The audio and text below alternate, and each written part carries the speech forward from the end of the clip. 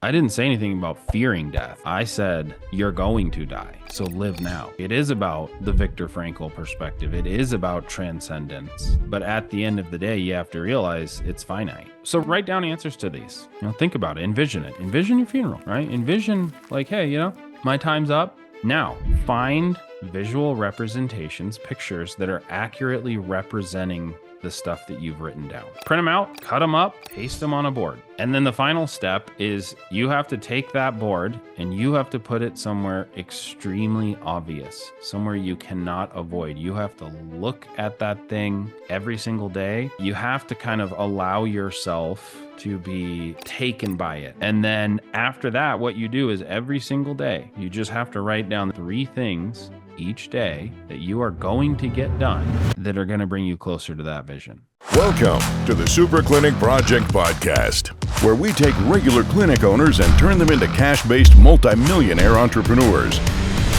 Warning, if you're a doctor who listens to this podcast regularly, you will make millions of dollars. Do not listen to this podcast unless you want to be a successful clinic owner who helps thousands of patients achieve their health goals and adds more money than you can imagine to your bank account. You've been warned. Welcome to episode 4 of the Super Clinic Project podcast, where we give you the exact tactics, strategies, and mindsets you need to fulfill your destiny by helping thousands of people in your community and dominating your market and your life. I'm one of your hosts, Rory Morgan, along with Jennifer and Tracy. And by the end of today's episode, you're going to understand one of the key differences between why some people succeed and others don't succeed despite seemingly doing the exact same things. Now, I'm going to warn you that today's episode is going to make some people uncomfortable. The ideas we're going to present here are going to be things that some people just want to be like, no, that's BS. I don't want to deal with that. Or, oh, that idea makes me uncomfortable to think about. Or, maybe it's going to be, well, I have an image of the types of people who act like that, and I don't like those types of people. But the reality is that there is data behind this. And so let me go ahead and introduce this topic, because there was a survey done a few years back. This was a 5-year survey, and 500 small business owners were surveyed. Okay. And this survey specifically related to vision boards. So of these 500 small business owners that were surveyed, some of them obviously did not do vision boards, and some of them did. Okay, it was 1 in 5 small business owners used a vision board or some other representation like that when they started their business. Okay, now to get into the statistics of the results of the survey, of those 1 in 5 who did the vision board, 76% of those who did the vision board had reported in 5 years that their business is today where they had envisioned it when they started it. Okay. 82% of small business owners who used the vision board from the start reported that they had accomplished more than half of their goals thus far. Okay. And why is this important? Because it's essentially the exact opposite of what we usually see, right? The stats vary, but typically somewhere in between 50 and 60% of businesses are out of business in 5 years. And some of the stats say it's as high as 80 or 90% are failed out of business within 10 years. Yeah. Right. So purpose of this episode is not going to be to, convince you to create a vision board. The purpose of this episode is really to help you understand why it is that entrepreneurs with vision boards, or at least with a very compelling vision, why do they do better than folks that don't do that? I want to just interject and say that's Rory's purpose, is not to convince you. My purpose will be to convince you. This is Jennifer. I think that you should be convinced to do this because the evidence is so overwhelming and you will surprise yourself. Yeah, exactly. I do agree, right? But at the end of the day, I'm kind of out of the business anymore of convincing people. If you don't want to do it, then don't do it. If the evidence doesn't convince you to make a change in your actions, then so be it. Not Okay. me, I'm still optimist. Yeah. with a hammer. So, if you think about it, I think the way most people tend to think about things is very logically, right? And you think, well, isn't a business, isn't it more about, you know, having a great product, having a great sales process, running ads, things like that, right? Isn't that what builds a business? And if like someone with a vision board has a good product, has a good sales process, runs ads, does a good job, why would their results be any different than somebody else who doesn't have a vision board and runs ads and has a good sales process? They've got the same script. They've got all the pieces are exactly the same. Rory, I'd actually just like to jump in for a sec and say, when we speak about vision boards, that is a very practical application, but the bigger picture is also the vision. So in any business plan, what you'll see, that business plan is always going to start with vision, mission, and values. Right? Yeah. I mean, and there's a reason why that is part of the business plan, because the vision is supposed to energize and inspire you, right? That's supposed to keep you going when things get tough, and things are going to get tough, and they do get tough. Yeah, So, it's like a marriage. It's like, most businesses, it's like any relationship that someone has, there has to be some basis of happiness and passion and for, what you're doing. And the people who end up doing vision boards tend to be happier people because what they're doing is they're realizing they're architects of their own life, and they are less likely to really cling on to that limiting belief that external forces are keeping them down, or being able to derailed by saying, well, there's nothing else I could have done. This just happened, or I don't know why my life is this way, or why are all these bad things happening to me.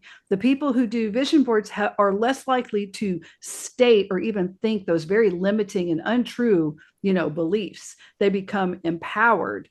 And Mhm. while it's very terrifying to be empowered in this mindset, it's also very liberating, because not only are you why you have the reality that you have, which is like, oh wow, this is why I'm here. Right. It can also be just as easily, this is why I'm here, and I can actually get what I want. I could actually change things. When you realize that, and the people who realize that, then keys and doors open to them. And that has been historically true. Every major thinker, conqueror, uh, from all throughout history has talked about the power of thought, which ties back to vision boards. Yep. Every single one. And there's a reason, from Plato and Aristotle and Julius Caesar to all of our founding fathers, have these really amazing quotes about the power of thought and how it Right. can shape your destiny.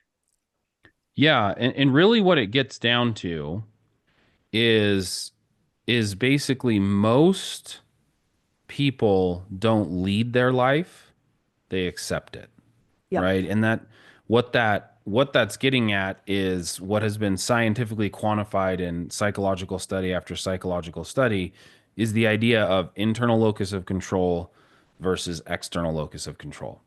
So, study after study has shown that people who believe that inside of them they have control to make a difference in their life, that I can make choices that will make my life better, those people are happier.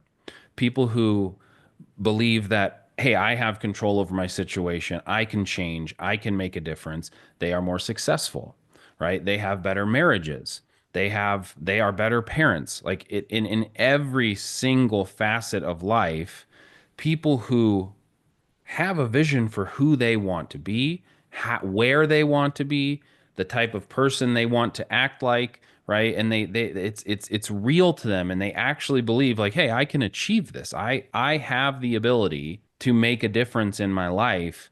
Those people achieve more, they're happier, they have better relationships. And again, we probably should have looked up some of the stats on some of these studies, but it's absolutely undeniable. And that's really where this vision board concept gets, is that when you have that internal locus of control, that vision board is kind of just proof of it. It's just like, hey, I know where I'm going. I actually believe that I have enough power and influence over my own life to get to those things that are on my vision board. I actually believe in myself.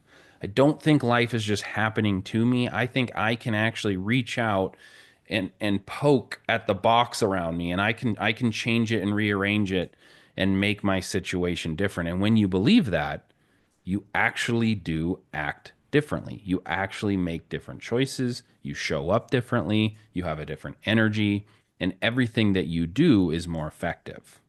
And you That's also it. handle Mm. failure a lot better because, when things go bad, the people who have that internal locus of control will say, well, what did I do to create this and how can I change it? Even when it might be something exceedingly external, they're still like, wow, okay, this sucks. This governmental entity shut down the world, right? Because of some virus, right? But then instead of just going, woe is me, what can I do? And they flail around in this very helpless victim like state. Yeah. They change their, and we saw this during the lockdowns of COVID. There were some people who just went, okay, well, how are we going to change this? Well, let's start making masks. Let's start doing this. Let's do Yeah. something. And they got through it, and they were able to come out the other side. And then we saw people that absolutely tanked in a lot of different ways. Yeah. And so if they could have stayed true to their purpose, and or they had something like a vision board, it could have helped them through those dark times, which were dark times for a lot of people. Yeah. I Tracy, think you the wanted to vision add board something? itself, yeah, I'm reminded of the concept. The journey is not, sorry, the destination is not the journey, right? Right. So having this vision for yourself, it's not to say because you have it, you're going to achieve and check off every single thing that's on there. It's more about saying, this is what's important to me. This is what I'm aimed at. This is what I want to move toward. So that if you're faced with, oh, well, let me stay scrolling on Facebook for another 15 minutes, or, you know what, let me get onto the phone and start making some calls because I need to connect. Yeah. It needs to be practically applied. And I think this is where it gets a bad rap as a soft skill. But it's by no means a soft skill if the action supports the vision. I mean, if you're just going to want it without doing anything about it, that's kind of an exercise in futility. Yep. Mm-hmm. Yeah, 100%, right? You've got to take ownership for it. You've got to make a commitment to it, right? Like you're not just throwing things on the vision board because, oh, yeah, I'm supposed to do this vision board. So, oh, what do other people want? Oh, I guess I guess white sandy beaches and a mansion in Beverly Hills or whatever, right? You just make up some stuff because those are other people's desires and you don't know what to want. Like you've got to say like this is what I want. This is what I want things to look like. And we'll talk about how to really be specific about that later. Yeah, Um well, I think most people will put what the house that they really want and not just go crazy. But once you do it, I think the fear is you're making a commitment, and it's the fear of commitment. You're sure. actually committing to yourself that I want this craftsman style home in this one area of town that when I was growing up, I always thought I really want to live there in that school district. And if I put it up and someone sees it and I don't get it, then what? Well, you Right. have to make that commitment to yourself, and you've got to put that vision of whatever it is. It can be anything, right? It can be more time with your child. It can be, well, I want to save up enough money to where I can stay home for 3 years. So I'm going to cut out this picture of a mother nursing her child because I want to be able to not have to work to be able to do that. And now I'm working in the clinic, and there's no way I'll just be pumping all the time, right? So I'm going to do this because I know that I'm going to need a clinician to come in, and I'm going to be able to manage Yeah. them so I can do this. And you have to commit. Yeah. It's the commitment part that I think that gets them up a little bit. Yeah, I think that's a really good point, right? Because it's scary.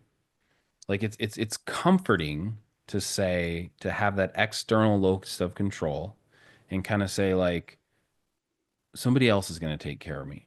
The economy is going to rearrange itself around my Mm-hmm. life And, as long as the right person gets elected, and as long as, my wife or my husband treats me exactly the way I want them to, and as long as, the marketing agency that I hire does a perfect job, and as Yeah. long as my employees never mess up, it's like, it's all like, as long as everything else around me arranges itself, then everything's going to work out fine. It's very comforting to live in that place.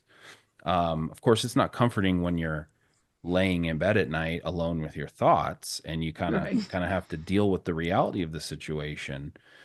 But when you all of a sudden throw it up, make a commitment and say, I'm getting this, you remove all those excuses. Oh, my employee didn't show up.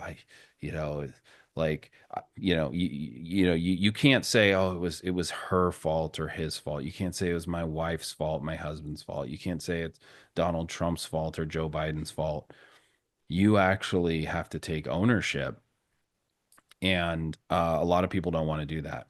Well, they get I afraid. think, Go ahead. yeah, I think it's more than not wanting to. I think there's a big component of not really being brought up to think about those things. Like when you're young, you're asked, what do you want to be when you grow up? But I mean, once you grow up, people stop asking you that question, Yeah. right? So you get into that hamster wheel of every day is just the same, every month is just the same, and I need to make the most of my time right now. I mean, we see this a lot with clinic owners when we're getting them to think through their strategy, and we position them and we say, well, what is your vision, right? What is your bigger picture? And what we hear very often here is it sounds something like, we want to get people out of pain so they can live their best life, right? And that's something that they're doing already. Now, I'm not saying that that's not a right vision, but I'm saying that's not inspiring to the future. That's not a Right. game changer. That's not motivating. It's not thinking big. It's not actually positioning you to become a better version of yourself to be able to achieve it. Yeah. And also, too, we get a lot of people that when we ask them, so one of the things with the vision board is you have to be very specific, because if you're specific, then you can reach it. So one of the specific things that we talk about is what was your revenue last month, and then what was your profit? And there's a deer in the headlights look with many of our owners. The same type of people who don't actually want to look at their bank account. They don't want to really see it. They don't want to see the audit. They will avoid looking at their credit card. Like, I know there's money in there, but I really don't know how much. And that is fear. That is Yeah. not being actively involved in moving the dial and moving this and asking those questions. How much is in there? So how much do we actually need to get in order for me to hit to that goal? Being specific is very important when doing a vision board. I used to do a speaking gig where I would go up and I would get someone from the crowd and I would say, I spy something green. And they would have to try to pick it. And I would get more and more and more specific. I would find something that would be very tough on I spy something green, in a room that's green carpet and green everywhere. And by the time I was done, they would say, the earrings that lady in the back has on in the purple jacket. And I'd say, see, when you know exactly, because I'd get very specific. And then I'd say, see, when you know exactly what you're looking for, you can find anything, even in a sea of green. Yep. And it's Yep. like that for the vision board. 100%. Which, so to tie in the two things that you just said, right? What I'm hearing is basically, number one, your vision has to be something you don't yet have, and it has to be specific because, like Tracy, you said, like, well, my goal is to help. I just want to help people. It's not about me. I just want to help people, right? And it's like, well, how many people? Over what period of time? Well, I don't know. I'm not that ambitious, right? And it's like they're trying to avoid this, right? But where you end up is the only level of specificity you have is something green, right? Like, it's like, okay, well, did you help someone yesterday? Yes, I did. Okay, well, then you have literally already achieved your vision, because that's the level of specificity that you have. You're just in a room of green things, and so any green thing that you find is good enough, right? So I think that's like, it has to be something that you don't have. It inspires you. It's going to be difficult. You're going to feel an extreme amount of fulfillment after putting in all that hard work to get it. And that's the key there. Specific and something you don't have. So just to kind of like make sure we stay on track here, couple points of like, okay, what happens when you have a vision board? Why is it different when you're running your business when you have a compelling vision? So, people who do or don't have a vision board, they're both of them are going to make ads, right? They're going to make some videos for their business. But when the person with the compelling vision makes their videos, right? They make videos for ads. There's more passion behind it. There's more belief behind it, right? That comes across in your videos, right? When a patient doesn't show up for their appointment, right? And you have 10 free minutes, right? The person without the vision board, they kind of pout about it. Like, oh, okay, they sit down, they look at their phone, they look at Instagram, they do whatever they do, right? Maybe they just sit around and talk with their employees about, the local football team or whatever. But the person with the vision board, what do? They sit down and they pick up the phone and they make phone calls. They call old leads, right? They call patients that are inactive. They just check in on people. Hey, how's it going? What's up, right? Maybe they call a partner they have in the community who's a referral partner, right? And they kind of check in on them and manage that relationship. But they get stuff done when they have free times, right? The person without the vision board, when they have meetings, it's just like, well, we've got to run this meeting, right? Maybe they don't even run meetings. Maybe they just assume that everyone is on the same page. Yeah, But the that's more like it. person, yeah, and the person with the vision, right? It's with purpose. They're having meetings and they're sharing the vision and they're telling people, here's where we're going to go. Here's what we're going to do, right? They're getting people excited about it, right? So that they can have a team that's on the same mission. When they sell with purpose, right? The person without the vision, they're just following the script, right? Yeah. Ultimately, their energy and their passion for their vision, it infects everyone around them, and other people catch it, and it's contagious. I'm just going to go in and say we have very strong vision here at where Rory, Tracy, and I, we work together, and we have a big team, and we will talk about core values. And those core values relate to the main vision, and literally we meet every morning. We talk about it, but every single person will come in now. Once even a new person comes in, they will get a chance to talk about the core value and usually say a quote or something. But what's more amazing is how infectious it becomes. When people do that, they relate it back to their own life. They think about things and then they're more purposeful and they get more excited about it. You'll see a lot more longevity with your staff. You're going to find that staff are more willing to open up about what they want and how they can plug in. They become more innovative. They'll come to you with solutions to challenges in the business rather than being these just passive people that are looking at the clock until they go home. When Yep. you are a strong visionary, you lift up and are the spark for everyone around you. This applies so beautifully. I think Rory mentioned it before about networking. So a lot of our clients, they want to build the relationships within the community for strong referrals.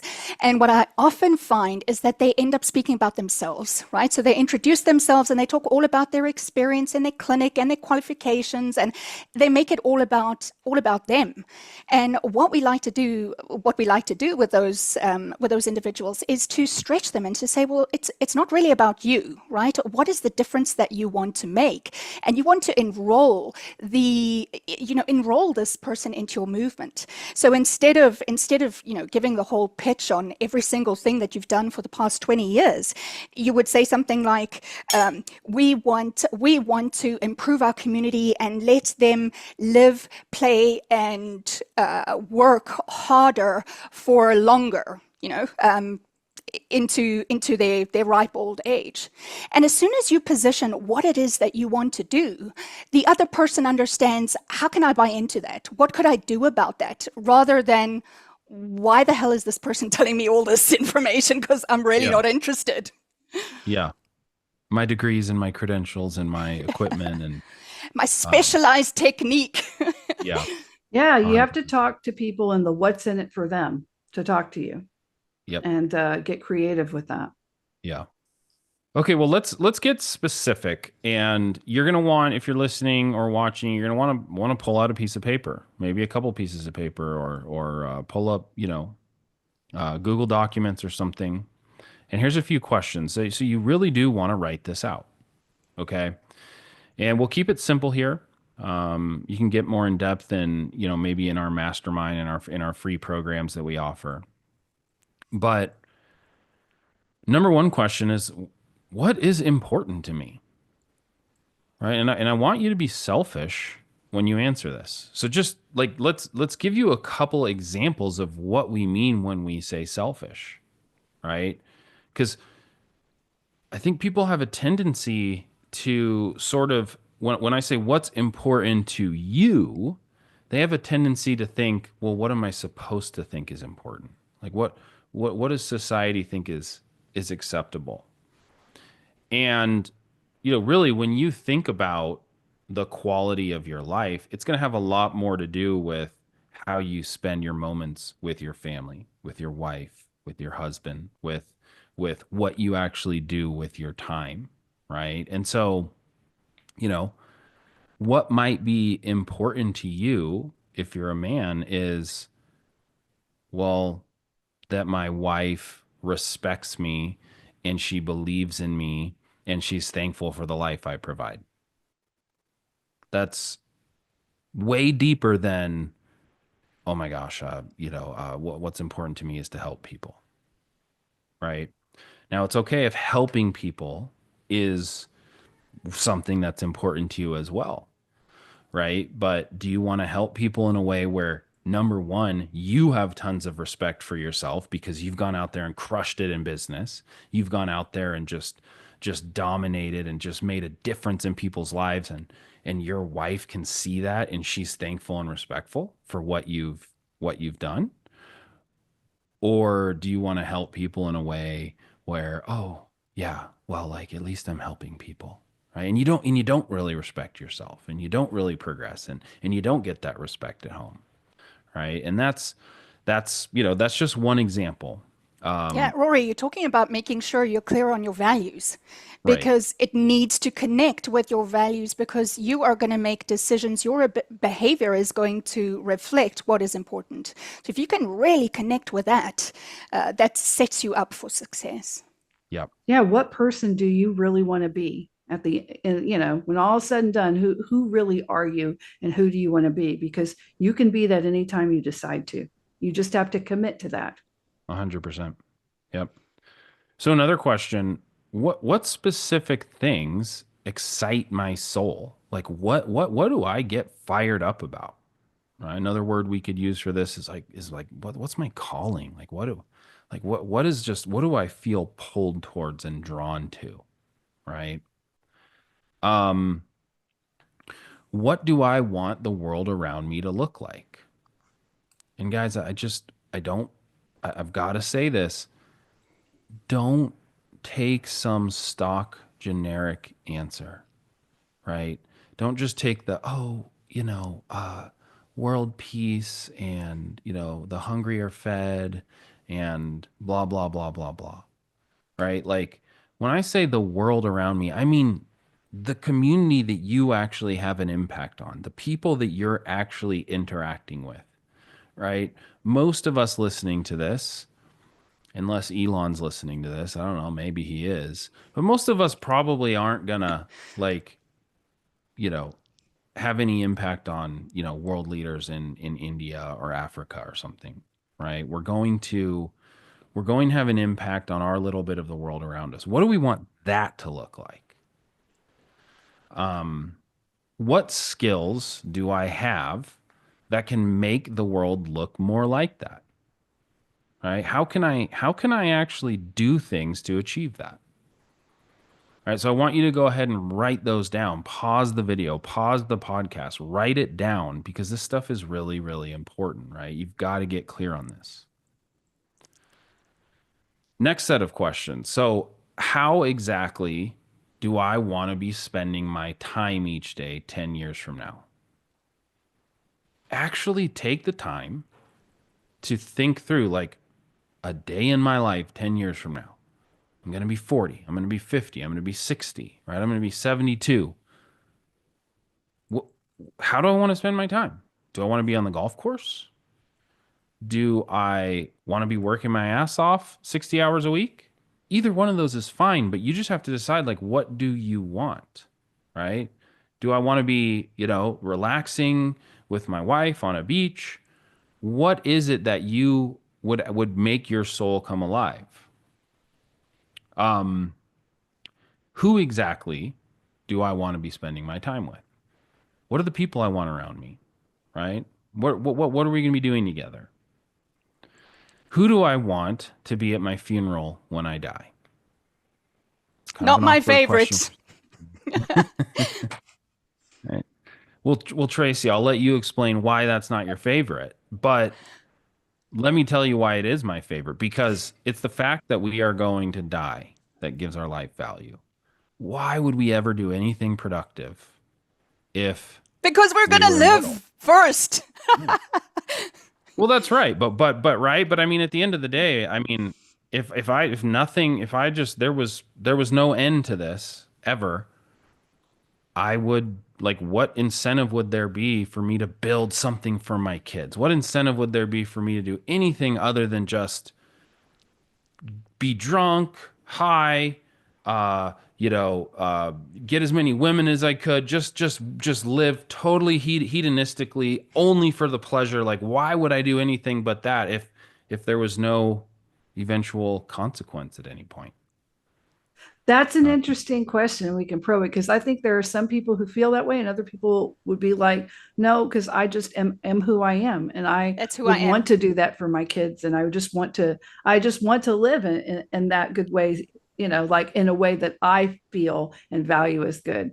But that's a whole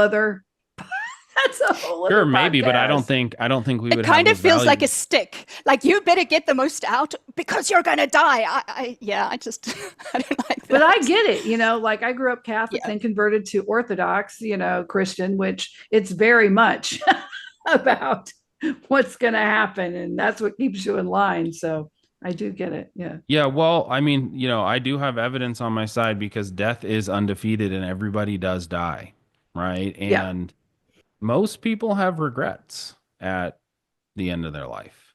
And I'm not sitting here telling you what your values should be when you're alive, but at the end of the day, you get to choose what your values are going to be, and you get to choose what you're going to do with your time, and you get to choose how many regrets you're going to have. So Tracy, what's another way to think about that? If you don't want to think about what do you want people to say about you at your funeral when you're dead? Who do you want to be there? What's another way to think about that? I think if I think along the lines of more a Viktor Frankl approach, it's more about transcendence and it's about achieving transcendence. So what am I prepared to fight for? That is going to benefit myself, my community, globally. It's not about the fear of death or the fact that you're going to end isn't the driver. It's about almost like rising up above the own conditions that you find yourself in so that you can really connect with purpose.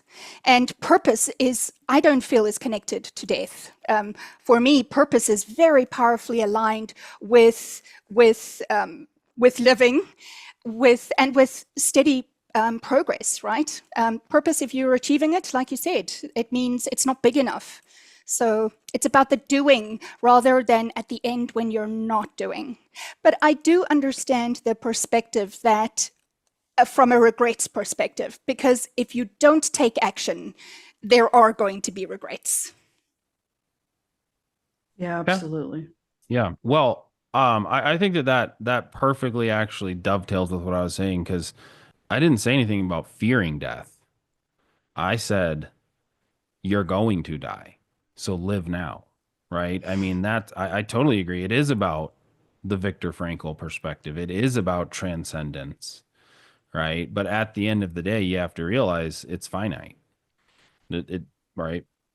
you're not going to be 197 and still have, 17,000 more years to go, right? Like it ends. And so you have to realize like it has to be done now. You've got to do it when you can do it. Um, Unless Elon so Musk does develop transferring your consciousness to a digital chip and imprinting uh, that in a digital space. I mean, you never know. But for now, yeah, I'm sure we're all looking forward to the singularity. Yeah. So, um, yeah. So write down answers to these. Think about it. Envision it. Envision your funeral, right? Envision like, hey, my time's up. Are people around my funeral saying, "Man, this guy did it. He lived the right way. He did it. He had an impact on me, or she had an impact on me," or is it just kind of like, well, family shows up and says goodbye? Okay, now go to the internet, grab your magazines, whatever, maybe photographs that you already have at the house. Find visual representations, pictures that are accurately representing the stuff that you've written down. Or Print them use out. AI. You can use You AI can. now to Yeah. create whatever you want. So that would be fun in and of itself. Just sit there and use that Bing AI that they have, and it creates these amazing things. Yeah, you can do that Yeah. too. Absolutely. Yeah, that's a good call. Um, if you're not skilled with AI, it can give you some pretty weird stuff sometimes, but try it. It's fun. It's a skill you need to learn anyway. Yeah. Um, all right, so yeah, print them out, cut them up, paste them on a board. And then the final step is you have to take that board and you have to put it somewhere extremely obvious, somewhere you cannot avoid. You have to look at that thing every single day, and it almost needs to be like a shrine, right? Like you spend 5 minutes almost, and some people might take this the wrong way, but I'm not using it in that weird of a way, but you almost have to like worship before it, right? You have to kind of allow yourself to be taken by it for 5 minutes every day, to picture it, to embody it, to be a part of it, and get your soul, your energy, if you will, aligned with where you are going. And then after that, what you do is every single day, you just have to write down, this is all you have to do, is you have to write down 3 things each day that you are going to get done that are going to bring you closer to that vision.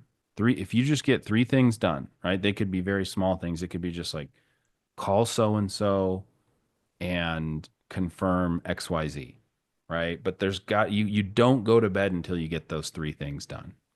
Yeah, it could be just making a healthier choice for lunch. Instead of the Mm-hmm. potatoes, I'll have a salad today because I put someone who is like this really fit dude or woman on there. Yep. The thing is commit to wanting it for yourself, commit to loving yourself enough to say it's okay to want what I really want. So allow yourself to be loved in that way, and to put that out in the universe and to God that this is what you hold for yourself.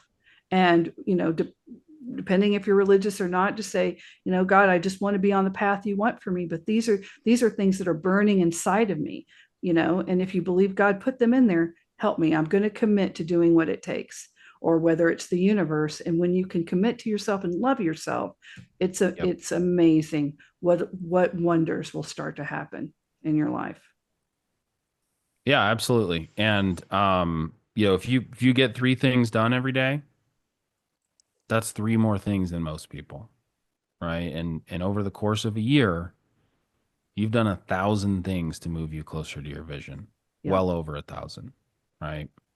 And so that's all you have to do is just take action on it, And how do you eat an elephant? One bite at a time. and feel free to share them. Share them, across social media. Share them with us. Love to hear it. Yeah, absolutely. Share them with us. Reach out. Tell us what you're accomplishing. Yep. Okay, let's wrap this episode up. Thanks for listening, guys. I want you to go ahead and visit our website. Make sure that you are subscribed. And if you want more help on this stuff, we have that 14-day free trial where you can get access to our mastermind that's hosted on school. Myself and Dr. Zeno are in there helping you with growing your clinic. And you can try that for free for 14 days. Jennifer, can you give them the website? Yes, it is superclinicproject.com. And then if you're watching this, you'll be able to see all of our social links. But if you go to superclinicproject.com, just go down to the bottom. We have all of our links, the link to school, links to get you anywhere you need to go. All right. See you guys. Bye. You've been listening to the Super Clinic Project podcast. If you like what you hear, subscribe and stay tuned for further episodes of the Super Clinic Project podcast.